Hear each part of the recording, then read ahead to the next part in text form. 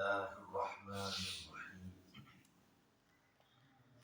عن أبي بردة عن أبيه أنه قال: لما فرغ النبي صلى الله عليه وسلم من حنين بعث أبا عامر على جيش إلى أوطاس، فلقي دريد بن الصمت فقتل دريد وهزم الله أصحابه.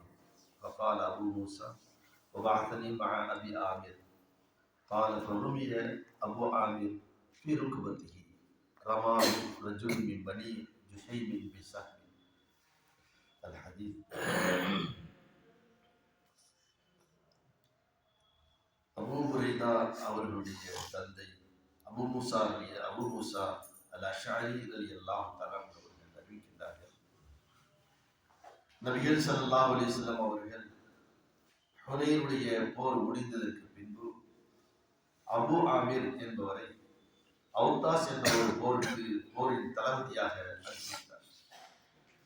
அந்த போரிலே துரைத் இப்னு ஸம்த் என்ற ஒருவரை எதிர்ப்படையில் சந்தித்து அவரை கொன்று விடுகின்றார்கள். மேலும் அந்த படையின் வெற்றியும் அடைந்து விடுகின்றார்கள். அதற்கடுத்ததாக அபூ ஆமிர் அவர்கள் அந்த எதிர்ப்படையிலிருந்து ஒரு மனிதன், அதாவது மின் பனி ஜுஷ்மின் என்ற ஒரு கூட்டத்திலிருந்து ஒரு மனிதன் ஒரு அம்பை எய்து அது அவருடைய காலினுடைய அதாவது கெண்டை காலில் அது பட்டு மிகப்பெரிய வேதனையை கொடுத்தது. அந்த வேதனையினால் அவர்கள் திரும்பி விட்டார்கள் அப்படிங்கிற அந்த செய்தியை முஸ்லிம்ல 4911 செய்தியாக பதிவு செய்யப்பட்டிருக்கின்றது. சஹாபாக்களுடைய கண்ணியம், அவருடைய உயர்வு, அவருடைய மதிப்பு, இந்த மாதிரி அவருடைய சிறப்புகளை நாம் பார்க்கின்றோம். அந்த அடிப்படையில ஒரு 2 சஹாபியுடைய சிறப்பை பற்றி இந்த ஹதீஸ் கூறுகின்றது. ஒன்று அபூ மூஸா அல் அஷ்அரி, இன்னொன்று அவருடைய சிறிய தந்தை அபூ ஆமிர். இருவரும் அஷ்அரி என்ற ஒரு குடும்பத்தை சார்ந்தவர்கள். இவர்கள் யமன் பகுதியிலிருந்து இஸ்லாத்தை ஏற்று மக்காவில் இருக்கும் பொழுதே இஸ்லாத்துக்கு வந்து விட்டார்கள். அபூ மூஸா அல் அஷ்அரி மிக பிரபலியமான ஒரு சஹாபி, ஒரு புத்தி கூர்மையான, ஒரு அறிவு திறமையுள்ள, மேலும் மார்க்க சட்டங்களை மிக தெளிவாக விளங்கக்கூடிய ஒரு சஹாபி. அதனால்தான் அவர்களை நபிகள் ஸல்லல்லாஹு அலைஹி வஸல்லம் அவர்கள் ஒரு பகுதியுடைய கவர்னராக அனுப்பி வைத்தார்கள். அதை போன்று அபூபக்கர் அவருடைய ஆட்சி காலத்தில் சிரியாவுடைய கவர்னராகவும், உஸ்மான் அவருடைய காலத்திலே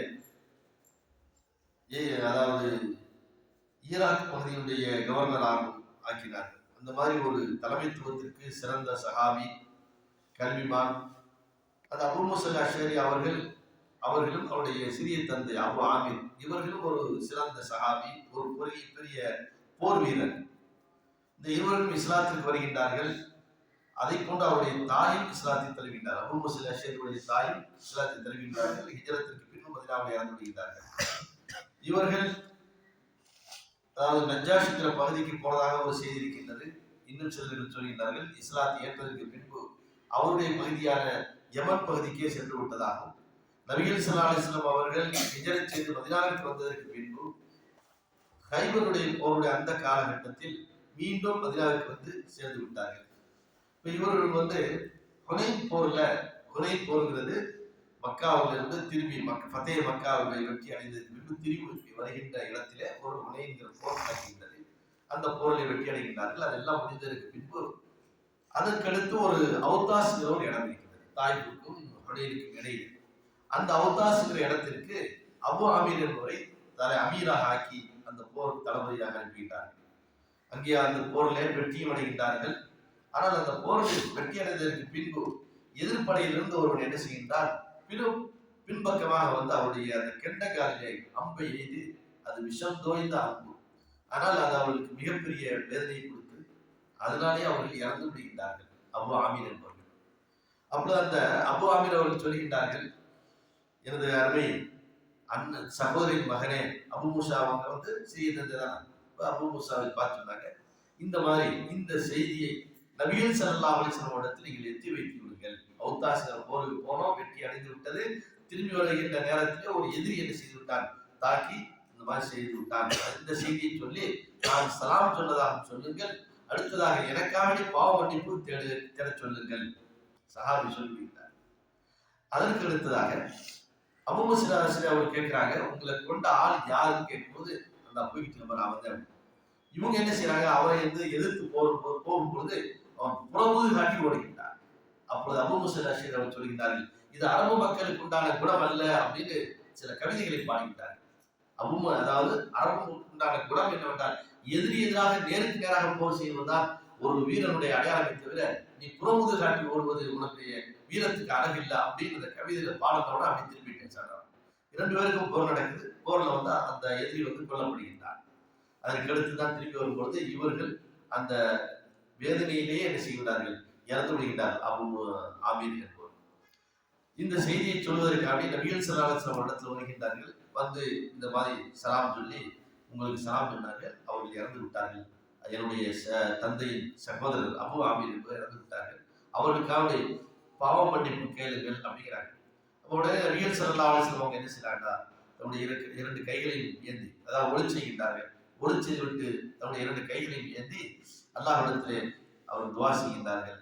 யா அல்லாஹ், அல்லாஹும்ம ஃபிர் அபூ ஆமீர், அல்லாஹும்ம Phir Abu Amir, Abu Amir அவர்களுக்கு நீ மன்னிப்பு வழங்குவாயாக என்று சொல்லிவிட்டு மறுமையிலே கியாமத்திலே எவ்வளவு ஒரு, அதாவது மறுமை நாளில் கசீரின் ஹல்கிக்க உன் படைப்பினங்களிலேயே எவ்வளவு ஒரு அந்தஸ்தை நீ வழங்குகின்றாயோ அதில் மிக உயர்ந்த அந்தஸ்தை அபூ ஆமீருக்கு நீ வழங்குவாயாக அப்படின்னு துஆ செய்றாங்க.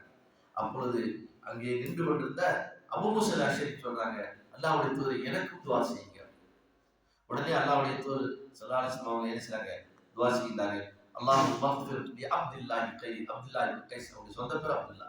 அபூ மூஸா அஷ்அரிங்கிறது அவருடைய ஒரு புண்ணியத்து அப்படிம்பாங்க. அப்ப அந்த அபூ மூஸா அஷ்அரி அவர்களுக்கும் யா அல்லாஹ் நீ மன்னிப்பு வழங்குவாயாக, மேலும் வாதிஹ்லு யௌமல் கியாமத்தி முத்கரன் கரீமா, சங்கைக்குரிய இடத்திலே அந்த இருவரை நீ நுழைய வைப்பாயாக அப்படிங்கிற இந்த நன்மாராயமான ஒரு துஆவையும் செய்கின்றார்.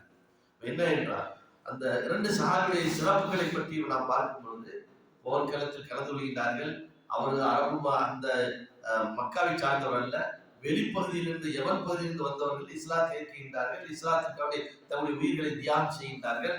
முழுக்க நபிகள் ஸல்லல்லாஹு அலைஹி வஸல்லம் அவர்கள் என்ன கட்டளை இடுகின்றார்களோ அந்த கட்டளையை முழுமையாக நிறைவேற்றக்கூடிய பண்புள்ளவர்களாக இருந்தால் அப்படிங்கிற செய்தியை நாம் பார்க்கின்றோம். அதற்கடுத்து நபிகள் ஸல்லல்லாஹு அலைஹி வஸல்லம் அவர்கள் அந்த இருவருக்காக என்ன செய்திருக்கிறார்கள், பிரார்த்தனை பண்ணியிருக்கிறார்கள். அதாவது சொர்க்கவாசிகள் அப்படிங்கிற செய்தியை நாம் இதன் மூலியமாக என்ன செய்யணும், தெரிந்து கொள்கின்றோம். அபூ மூஸா அஷ்அரி பற்றி நிறைய செய்திகள் என்ன செய்கிறது இருக்கின்றது. இன்ஷா அல்லாஹ்